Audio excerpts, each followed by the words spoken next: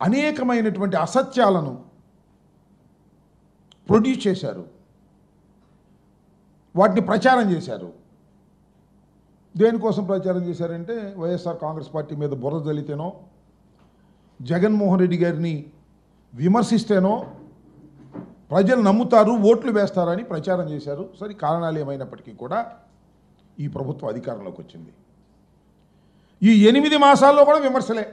అప్పుడే విమర్శలు చేశారు, ఇప్పుడు అదే విమర్శలు. వాళ్ళు ఇచ్చినటువంటి వాగ్దానాలు నెరవేర్చలేక ఇంకా జగన్మోహన్ రెడ్డి గారిని, వైఎస్ఆర్ కాంగ్రెస్ పార్టీ ప్రభుత్వాన్ని, పూర్వ ప్రభుత్వాన్ని రోజు విమర్శించే కార్యక్రమమే. విధ్వంసం జరిగిపోయింది అంటాడు చంద్రబాబు నాయుడు గారు. అన్ని వ్యవస్థల్ని జగన్మోహన్ రెడ్డి గారు సర్వనాశనం చేసేశాడు అంటాడు. ఎందుకు అంటున్నాడు అని కొద్దిగా లోతుగా తెలివిగల వాళ్ళు ఆలోచిస్తే, ఆయన ఏమీ చేయలేక, ఇచ్చినటువంటి వాగ్దానాలను అమలు చేయలేక, ఎన్నికల్లో అధికారంలోకి రావడం కోసం స్టడీ లేకోకుండా 40 సంవత్సరాల అనుభవం కలిగినటువంటి నారా చంద్రబాబు నాయుడు గారు, 4వసారి ముఖ్యమంత్రి అయినటువంటి చంద్రబాబు నాయుడు గారు స్టడీ లేకోకుండా, ఆలోచన లేకోకుండా, అధికారమే పరమావధి అని భావించి అనేకమైనటువంటి అసత్యాలను, అభూత కల్పనలను, వాగ్దానాలను, అమలు కాని అసాధ్యమైనటువంటి వాగ్దానాలను చంద్రబాబు నాయుడు గారు పుంఖాలుగా చెప్పేశాడు, అధికారంలోకి వచ్చేశాడు. జగన్మోహన్ రెడ్డి గారు నేను మనవి చేస్తున్న ఎన్నికలకు ముందు కూడా ఏ రోజున కూడా తాను చేయలేనటువంటి అంశాలను చేసేటటువంటి ప్రయత్నం చేసేటటువంటి కార్యక్రమమే చేయలేదు. మీరు గుర్తుపెట్టుకోండి. ఆయన ఏది చెప్పినా అది చేయగలుగుతామా లేదా అనే దాని మీద స్టడీ చేసి, సత్య శోధన చేసి, ఇది చేయగలుగుతామని నిర్ణయించుకున్న తర్వాత మాత్రమే దాన్ని చెప్పి అమలు చేసినటువంటి వ్యక్తి జగన్మోహన్ రెడ్డి గారిని మనవి చేస్తున్నాం. అందుకనే మేనిఫెస్టోలో ఇచ్చినటువంటి 99% వాగ్దానాలను నెరవేర్చుకొని మేము ఎన్నికల్లోకి వెళ్ళాం. అఫ్కోర్స్ ఓటమి పాలయ్యాం, అది వేరే అంశం. కానీ చంద్రబాబు నాయుడు గారు ఇచ్చిన వాగ్దానాలండి అమలు చేస్తున్నారా? ఎందుకు వాయిదాలు వేస్తున్నారు? ఎందుకు ఎగవేస్తున్నారు? ఎన్నికలకు ముందు ఏం చెప్పారు? మేనిఫెస్టో అన్నారు, షూరిటీ అన్నారు, గ్యారంటీ అన్నారు, సూపర్ 6 అన్నారు. ఇచ్చినటువంటి వాగ్దానం నెరవేర్చకపోతే ఏంటి అని అడిగితే చొక్కా పట్టుకోండి, కాలర్ పట్టుకోండి అని అన్నారే. చూస్తున్నారు కదా మీకు సోషల్ మీడియాలో. మేము అన్నీ స్టడీ చేసాం, కాలర్ పట్టుకోండి మాది అవసరమైతే అన్నారు. ఏం పట్టుకోవాలి వాళ్ళు చెప్పమని అడుగుతున్నా. అది చెప్పిన పెద్ద మనిషిని. వాళ్ళు ఏం పట్టుకోవాలి? 8 మాసాలు అయింది, ఇచ్చిన వాగ్దానాలు నెరవేర్చలేదు, ఆరకొరగా కుంటిగా ఏదో చేస్తున్నామని ప్రచారం చేస్తున్నారు. ఇప్పుడు ఎవరు చొక్కా పట్టుకోవాలి, ఎవరి కాలర్ పట్టుకోవాలి, ఎవరి మెడ పట్టుకోవాలి చెప్పమని నేను అడుగుతా ఉన్నా. జగన్మోహన్ రెడ్డి గారు వివరంగా, సుదీర్ఘంగా మీరు చేసేటటువంటి తప్పుడు ప్రచారాలని, మీరు బుకాయించే బుకాయింపులని వివరంగా జగన్మోహన్ రెడ్డి గారు నిన్న సుదీర్ఘంగా చెబితే ఒక్కడ సమాధానం చెప్పడు.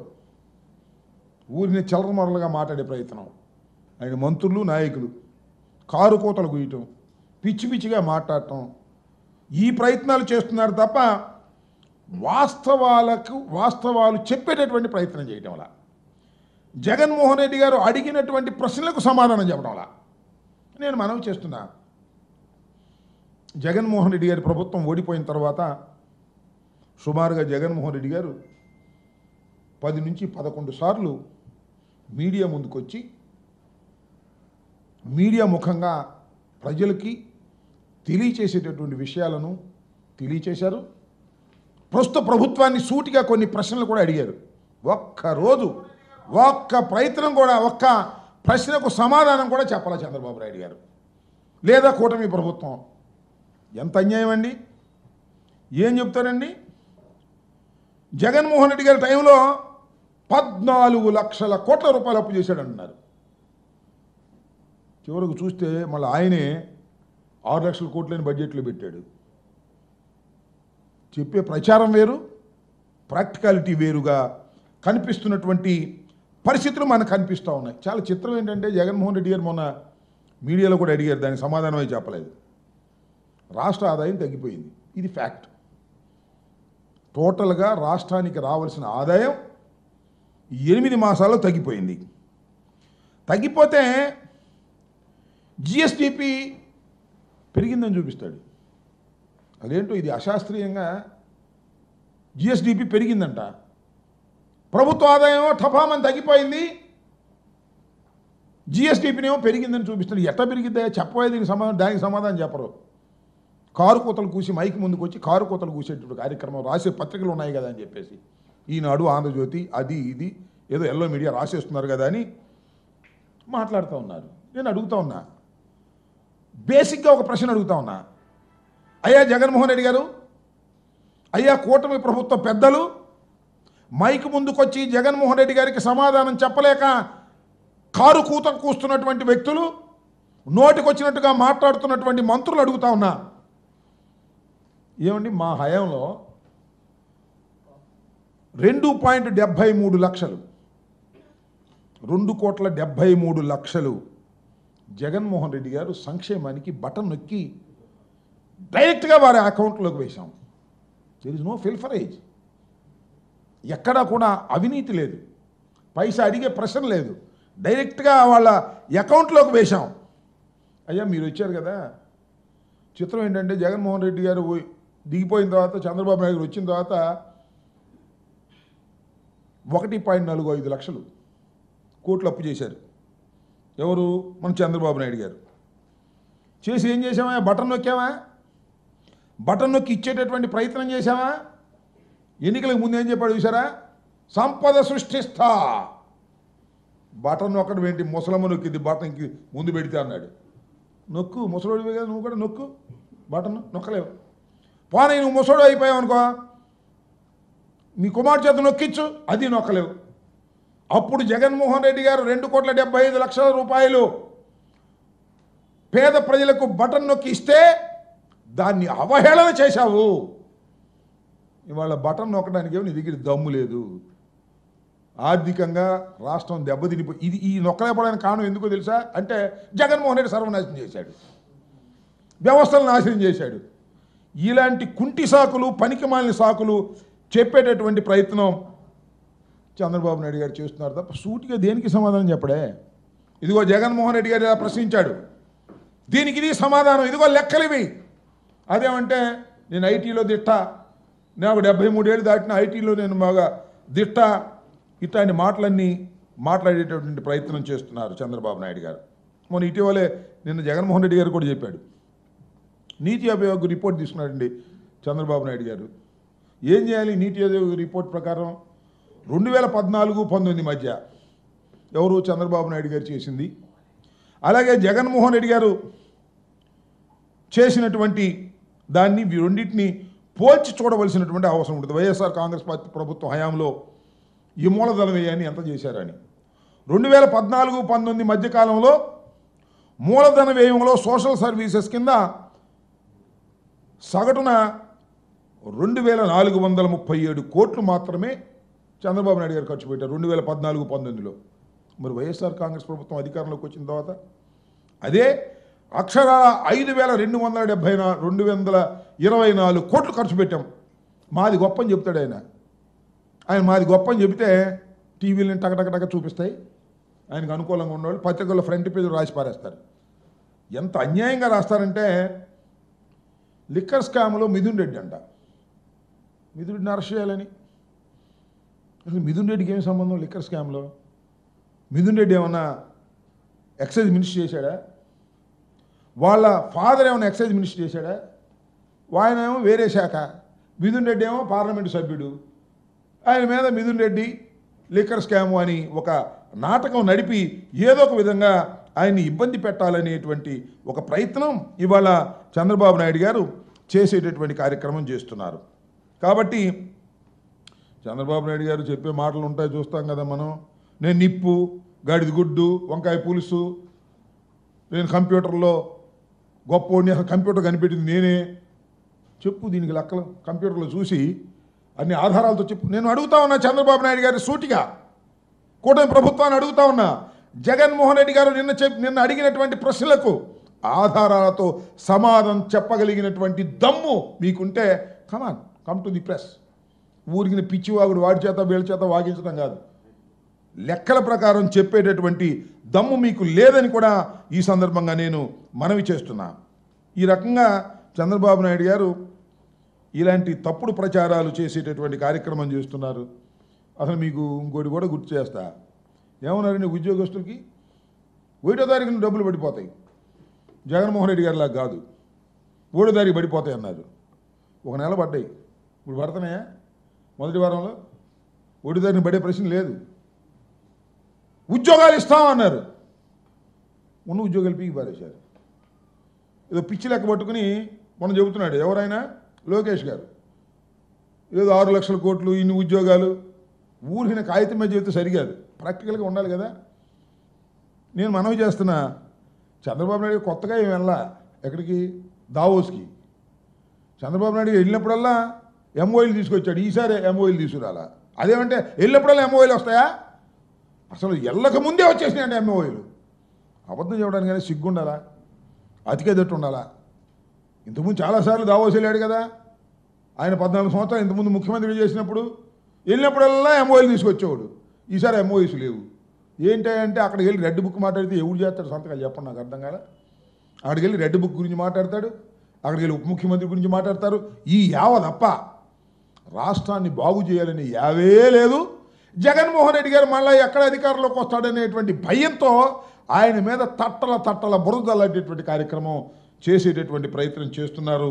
ఇది చాలా దుర్మార్గమైనటువంటి విషయం. నేను ఇవాళ కూడా చెప్తూ ఉన్నా, కూటమి ప్రభుత్వానికి, చంద్రబాబు నాయుడు గారికి, వాళ్ళ అబ్బాయికి మీ దగ్గర సిన్సియారిటీ ఉంటే, చిత్తశుద్ధి ఉంటే, ప్రతిపక్ష నాయకుడు మాజీ ముఖ్యమంత్రి జగన్మోహన్ రెడ్డి గారు అడిగినటువంటి ప్రశ్నలకు సూటిగా ఆధారాలతో సమాధానం చెప్పి మీ ఇష్టం వచ్చినట్టు చెత్త మాట్లాడుకోండి, మాకు అభ్యంతరం లేదు. చెత్త తప్ప ఏం మాట్లాడలే మీరు. మిగిలిన చెత్త మాట్లాడితే మీకు తప్పనిసరిగా గుణపాఠం వస్తుంది. మళ్ళీ మిమ్మల్ని చిత్తుగా ప్రజలు ఓడిస్తారు. మీరేదో మేము బ్రహ్మాండమైన స్ట్రైక్ రేటుతో వచ్చాము, జగన్మోహన్ రెడ్డి గారిని 11 సీట్లకు పడగొట్టాము అనేటువంటి ఒక అహంభావంతో ఏమీ చేయకపోయినా ప్రజలు మాకు ఇస్తారు, అమలు చేయకపోయిన హామీలను ప్రజలు మాకు తిరిగి ఇలా కొనసాగిస్తారు అనుకునేటువంటి ఒక అహంభావంతో మీరు ఇవాళ ప్రవర్తన చేస్తున్నారు. ఇది సరైనటువంటి విధానం కాదు. మీరు ఎప్పుడు అసత్యాలను వండి వార్చేటటువంటి కార్యక్రమంలోనే మీరున్నారు. మీ రాజకీయ బ్రతుకంతా కూడా అసత్యాలు, అన్యాయాలు, అక్రమాల మీదే నిర్మించుకున్నారు. అది శాశ్వతం కాదని కూడా ఈ సందర్భంగా నేను మీ ద్వారా వారికి తెలియపరుస్తున్నాను. మరొకసారి చెప్తున్నాను, జగన్మోహన్ రెడ్డి గారి మీద ఊరికినే మైక్ దొరికింది కదా అని ప్రెస్ మీట్లు పెట్టి ఇష్టం వచ్చినట్టుగా మాట్లాడటం కాదు, సూటిగా సమాధానం చెప్పే దమ్ముందో లేదో తెలుసుకోండి. జగన్మోహన్ రెడ్డి గారు నిన్న సుదీర్ఘంగా అనేక విషయాల మీద చక్కగా వివరణ ఇచ్చారు, కొన్ని ప్రశ్నలు అడిగారు. ఆ ప్రశ్నలకు దమ్ముంటే సమాధానం చెప్పండి, లేకపోతే మీ పని మీరు చూసుకోండి తప్ప ఏదో చెత్తవాగుడు వాగే కార్యక్రమం దయచేసి ఆ మంత్రివర్గ సభ్యులకి, కారు కూతలు కూస్తున్నటువంటి వ్యక్తులకి కూడా మీ ద్వారా వారికి చెప్పదలుచుకున్నాను.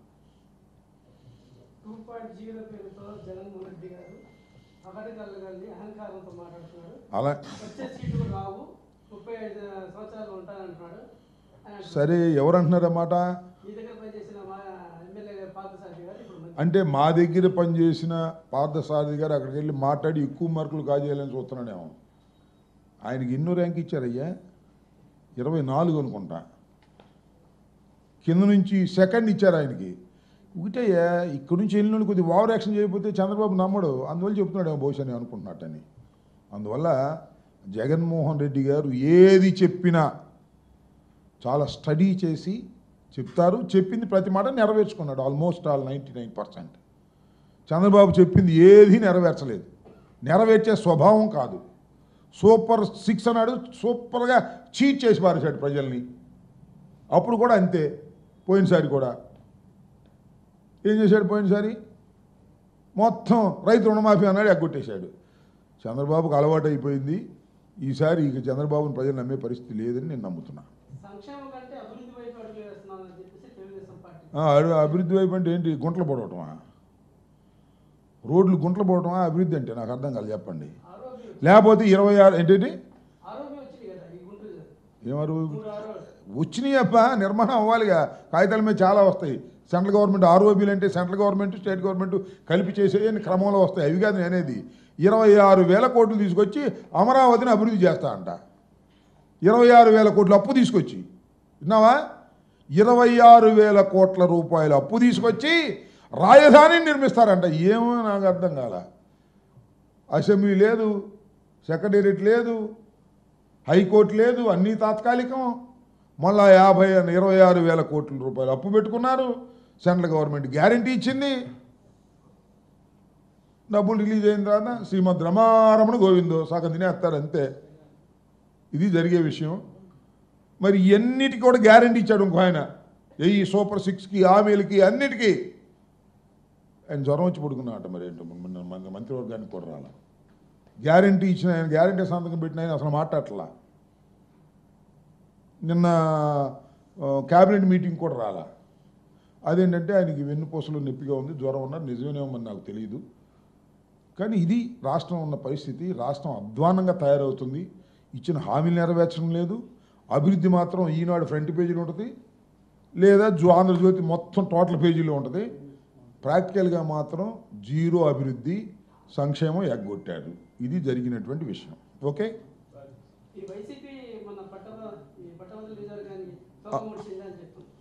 తోక ముడవటం ఏంటి? అసలు తోక ఎత్తితే కదా మేము ముడవడానికి. తోక ఎత్తలా. తోక ముడిచేది ఎప్పుడంటే నామినేషన్స్ విత్డ్రా చేసుకుంటే. మేము ముందే ప్రకటించాం కదా, 2 నెలల క్రితమే ప్రకటించాం మేము we're not going to contest అని.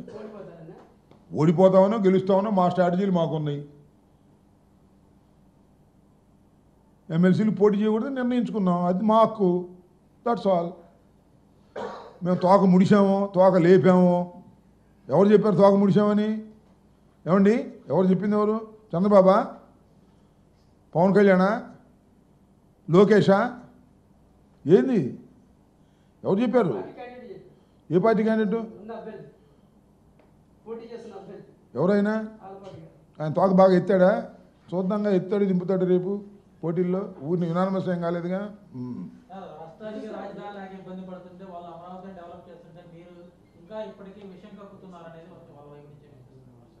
ఏముంది విషయం కక్కడానికి? మా దగ్గర చంద్రబాబు దగ్గర ఉంది విషయం అంతా.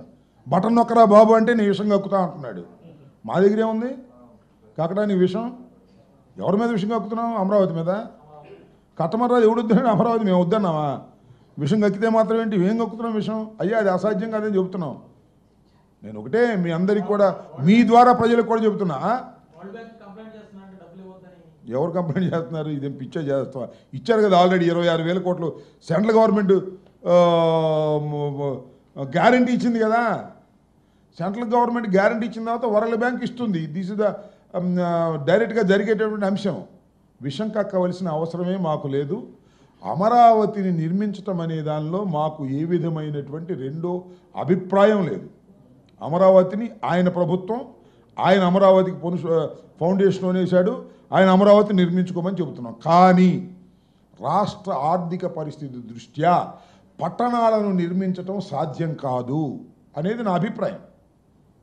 పట్టణాలు నిర్మించడం కంటే అసెంబ్లీని, పార్లమెంట్ అసెంబ్లీని, హైకోర్టుని, సెక్రటేరియట్ని నిర్మించుకుంటే అయిపోయేది అనేది నాకున్నటువంటి పరిజ్ఞానం.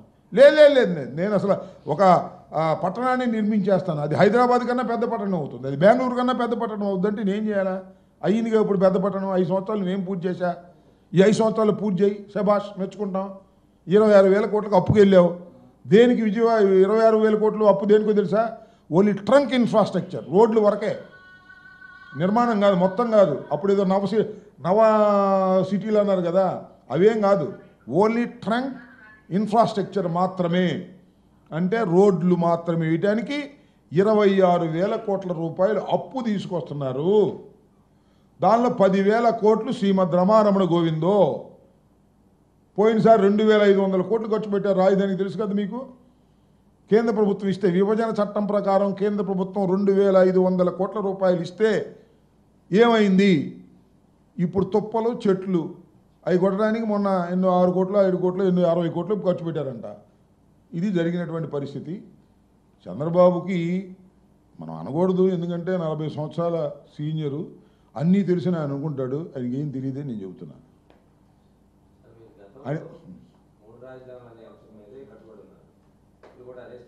మూడు రాజధానుల మీద కట్టుబడి ఉన్నామా లేవా అనే విషయాన్ని మేము చర్చించుకుని మళ్ళా మీకు సరైన సమయంలో చెప్పగలం.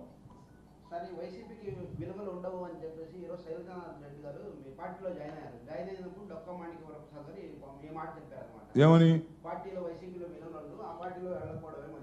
అని ఇంతవరకు ఆయన అన్నమాట కోట్ చేశాడా? తప్పుకోయా, ఆయన అన్నమాట మాణిక్ వరప్రసాద్ గారు కోట్ చేశారా? ఎవరు మాణిక్ వరప్రసాద్ గారా? ఒకసారి మీరు యూట్యూబ్ కొట్టి మాణిక్ వరప్రసాద్ గారు కాంగ్రెస్లో ఉన్నప్పుడు ఏమన్నాడు, వైసీపీలో జగన్మోహన్ రెడ్డి గారి దగ్గరికి వచ్చినప్పుడు ఏమన్నాడు, అలాగే చంద్రబాబు నాయుడు గారి దగ్గరికి వెళ్ళి ఎమ్మెల్సీ తీసుకున్నప్పుడు ఏమన్నాడు, మళ్ళా జగన్మోహన్ రెడ్డి గారి దగ్గరికి వచ్చి ఎమ్మెల్సీ తీసుకున్నప్పుడు ఏమన్నాడు, అన్నీ వరుసనే చదవండి మీకు అర్థమైంది. దీన్ని సమాధానం చెప్పాల్సిన అవసరంలా. మాణిక్ వరప్రసాద్ గారు కాంగ్రెస్, మళ్ళీ అట వచ్చాడు ఎక్కడికి, వైసీపీకి, మళ్ళీ వెళ్ళిపోయి మళ్ళీ తెలుగుదేశం, మళ్ళీ తెలుగుదేశం వైసీపీ, మళ్ళీ వైసీపీ తెలుగుదేశం అన్నప్పుడల్లా ఒకసారి యూట్యూబ్లో మీరు కొట్టి ఆయన చంద్రబాబు నాయుడు గారి సమక్షంలో తెలుగుదేశంలో చేరినప్పుడు, జగన్మోహన్ రెడ్డి గారి సమక్షంలో వైసీపీలో చేరినప్పుడు, మళ్ళా చంద్రబాబు నాయుడు గారి సమక్షంలో తెలుగుదేశంలో చేరినప్పుడు, రాజశేఖర రెడ్డి గారు మంత్రివర్గంలో ఉన్నప్పుడు బయటలన్నీ ఒక్కసారి ఆయన చూపించండి ఆయనకు ఒకసారి, లేకపోతే మీరన్నా చూడండి ఎంత తేడా ఉంటుందో.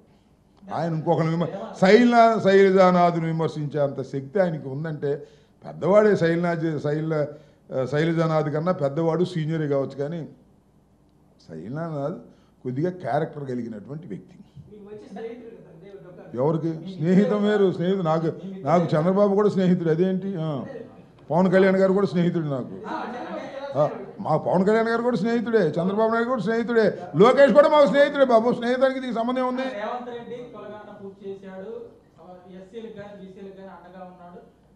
వర్గీకరణకు సపోర్ట్ గా ఉన్న చంద్రబాబు దళితులకి అండగా ఉన్నారు, కానీ దళిత ద్రోహి జగన్ అనేది ప్రతిరోజు చెప్పే మాట. అంతకుముందు ఒకసారి జగన్మోహన్ రెడ్డి గారి దగ్గర ఉన్నప్పుడు కొట్టి చూడు, దళిత బాంధవుడు జగన్మోహన్ రెడ్డి గారు అంటాడు, ఇప్పుడేమో దళిత ద్రోహి జగన్ గారు అంటాడు. 4-5 నెలలకు మళ్ళీ చంద్రబాబును కూడా దళిత ద్రోహి అంటాడేమో చూద్దాం. నేను పిలవసలేదు, ఎక్కడేం జరిగితే చెప్పలేవు రాజకీయాల్లో.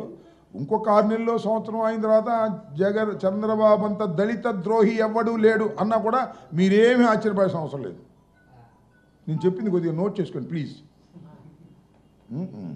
ఇంకా రైట్, థ్యాంక్ యూ.